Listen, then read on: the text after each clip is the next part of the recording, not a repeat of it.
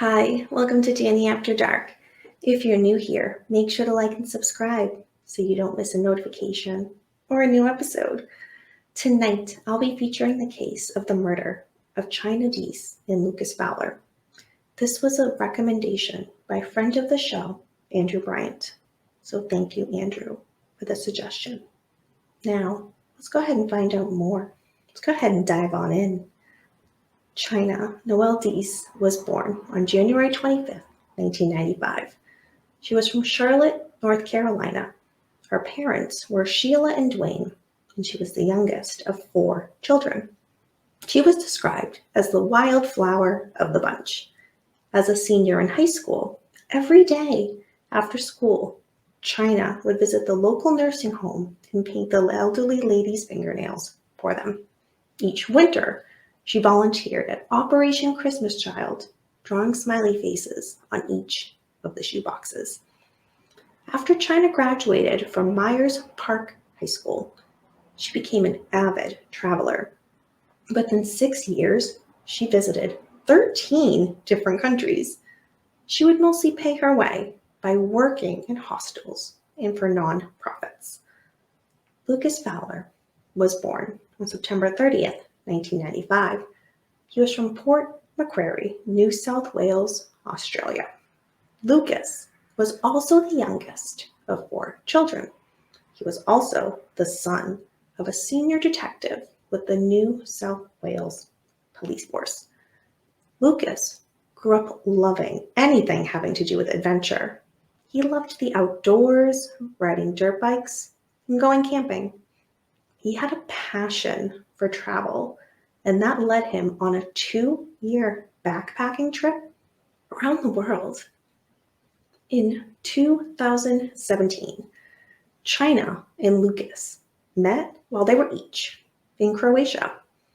A few months later, they drove Chynna's father's 1996 Land Cruiser across the United States together. They went up into the Rockies, through Yellowstone, and down to San Diego, just to name a few places.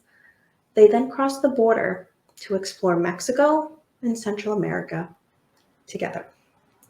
In the winter of 2018, Lucas came home to Charlotte with Chynna, and he lived there for about 2 months.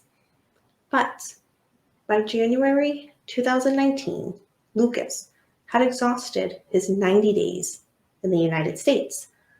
This was because he was on a visa waiver program that only allotted for 90 days. Lucas decided he wanted to move closer to be with Chynna, so he ended up getting a job in Fort Nelson, British Columbia. He was a skilled mechanic, so he got a job on a ranch fixing vehicles. One of the vehicles he fixed was a blue 1985 van. His bosses were so impressed with him, they gave the vehicle to him. So Lucas and Chynna, they came up with a plan for it. The plan was to take a 2-week vacation in July and go driving and camping in northern Canada. So Chynna, in the meantime, worked in the spring and early summer, mostly by pulling double shifts as a server at a Tex-Mex restaurant that she worked at. She worked towards her goal, which was 25 days in Canada in July with Lucas. Well, now the trip was rapidly approaching, and Chynna had a little extra cash, so she bought 2 gifts for Lucas: a pair of boots and a blanket with a moose embroidered on it. Well, now the trip was about to start for Chynna, so she went to the ranch where Lucas worked. For the next week, she helped out on that ranch. The owners even gave her a lasso and taught her how to use it. Chynna always posted pictures to her Instagram, so this was no exception. She posted several pictures from the ranch. On July 13th, 2019, there's one photo in particular that Chynna posted. It's of Chynna and Lucas in the van just before taking off. She's in the passenger seat, leaning back with her arm out to to hold the camera, and Lucas is smiling over her left shoulder. Chynna and Lucas were now leaving Fort Nelson to go on this trip, and they stopped at a service station. Lucas pumped the gas for the van, and Chynna cleaned every window on it. The station's security camera captured this, and it captured Chynna standing on the concrete step, draping her arms around Lucas's neck. July 14th, 2019. Chynna and Lucas heading out for their trip. Well, the van broke down 12 miles southeast of Laird Hot Springs. This is known as a popular camping destination. At approximately 3:20 p.m. that day, a mechanic named Curtis Broughton, who was out along with his wife Sandra, they stopped to check on the couple. He said, quote, "They seemed like they kind of had it under control. It was a mechanical issue with the van. They were having a picnic, waiting for the van to unflood, I guess, and to try to start it again." End quote. He felt assured that Chynna and Lucas knew what they were doing and saw them as, quote, "happy and smiling," end quote, before him and his wife Sandra left them shortly after. July 25th, 2019, at approximately 7 o'clock a.m., the bodies of Chynna and Lucas were discovered by a highway worker named Trevor Pierre. They were found in a ditch close to their van, lying about 16 feet apart from each other. Their bodies showed visible gunshot wounds. The van, the back doors were left open and the windows smashed. July 19th, 2019, a burnt out pickup truck was discovered south of the Stickeen River Bridge on Highway 37. The body of a 64-year-old Vancouver resident named Leonard Dick was found 1.2 miles south of the vehicle fire. He was a botanist and UBC lecturer, and his Toyota RAV4 was reported missing. The death of Leonard had, quote, "similar circumstances," end quote, as Chynna and Lucas, but their bodies were found only about 290 miles away. July 22nd, 2019, the Royal Canadian Mounted Police believed there was a link between the three victims and a link between two males, one named Cam McLeod, who was 18 years old, and one named Briar Schmigleski, who was 19 years old. The two men were initially reported as missing persons, and they were operating a pickup truck before it was later destroyed. July 23rd, 2019, victim Leonard Dick's missing Toyota RAV4 was found. That was found near Fox Lake Cree Nation, north of Gillum, Manitoba, and it was completely burned. Police believed it was driven by the missing men, Cam and Briar. The police now sought second-degree murder charges against Cam and Briar in relation to the three killings. Well, once this case hit the news, a resident of Cold Lake, Alberta, came forward and reported that on July 21st, 2019, he helped two younger males who had their RAV4 stuck. Later the same day, these two males were captured by video surveillance at a store in Meadow Lake, Saskatchewan. While more witnesses came forward, they had seen Cam and Briar twice in the Gillum area on July 22nd, 2019. On the same day, these two men were stopped for a routine alcohol check by constables in Split Lake, Manitoba.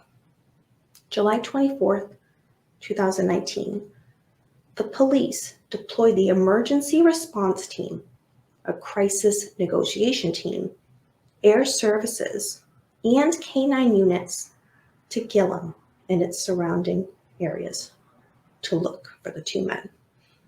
July 29th, 2019, the police confirmed they were unable to locate the suspects, but they reassured the public of their continued presence in the community. July 30th, 2019, Northeast Ontario Provincial Police reported two suspicious men who matched the descriptions of Cam and Briar near Iron Bridge, east of Sault Ste. Marie, Ontario.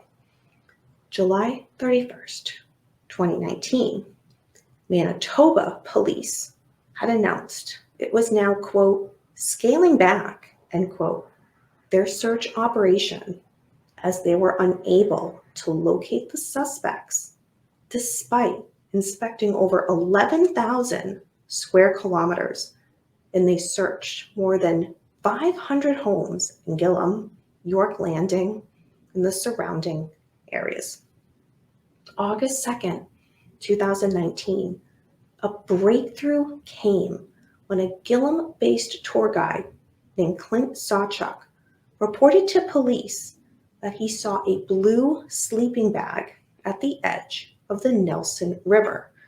This was near the entrance to Hudson Bay. August 3rd, 2019, a search of the river found a damaged rowboat below the lower Limestone Rapids. This was about 65 kilometers northeast of Gillam. Near the rowboat, police found some items that they were able to link to Cam and Briar. And this location was only about 5.6 miles northeast of where that burnt RAV4 that belonged to Leonard Dick was located. August 6, 2019, the police announced it found several items belonging to Cam and Briar on the shore of that river. August 7th, 2019, the police in northern Manitoba reported that they believed they found the bodies of Cam and Briar in thick bush close to the Nelson River. This was only 0.62 miles west of where the damaged rowboat had been found. However, this was around 2,000 miles away from where the murders had occurred.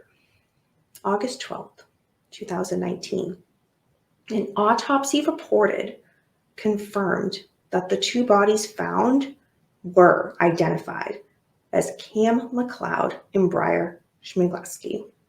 They had died of self-inflicted gunshot wounds. Sadly, there are not many answers to why these three murders even happened in the first place. Chynna was 24 years old and Lucas was 23 years old when the murders occurred. Chynna's mother, Sheila, said, quote, "The fact that they looked at my daughter and decided to take her life, I still struggle to understand.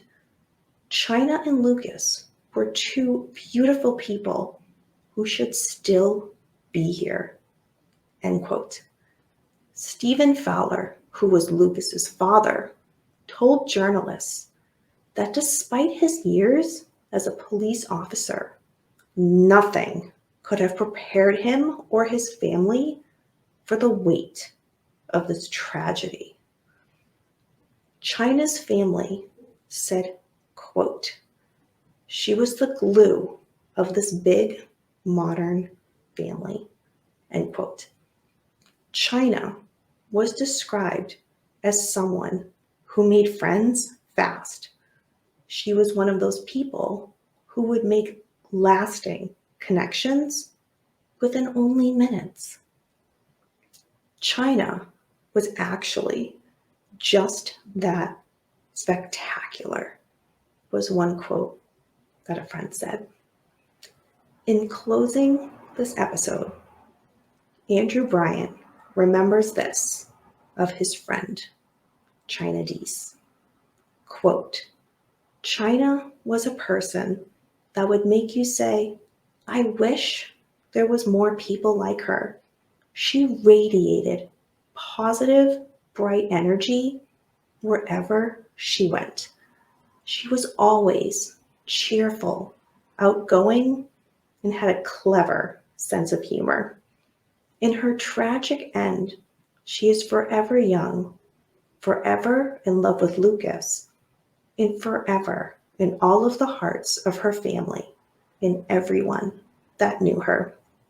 When we lost Chynna, we had a completely tremendous loss in everyone's minds, knowing the kind soul she was to others and all living things. We ultimately lost a beautiful soul, a kind soul, and a wonderful human being that positively impacted everyone she came in contact with and who knew her.